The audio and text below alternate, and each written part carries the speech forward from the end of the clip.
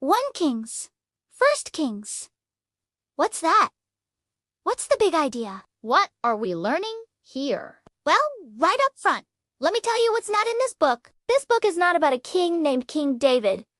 You might be thinking of 2 Samuel, 1 Chronicles. No, this is the first book of Kings. And if it's the first book of Kings, who was the first king? Well, we learn in this book that God established 2 kingdoms. There was Israel, and there was Judah. And the first king of Israel was Saul. And we learn a lot about him in this book, especially in chapters 10 through 15.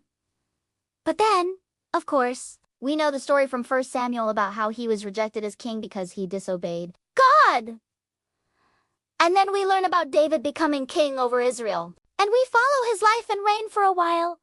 But we don't finish his story in this book. We start his story in the book of Samuel, but we don't finish it here. We move into the next generation.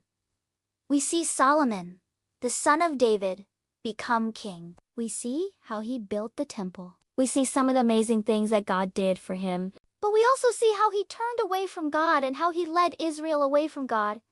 And then we see the division of the kingdom after Solomon's death. Jeroboam became the king of Israel.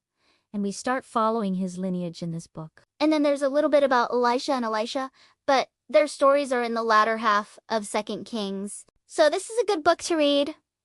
It's a quick read. It's only 22 chapters long, but it will really help you understand the Old Testament.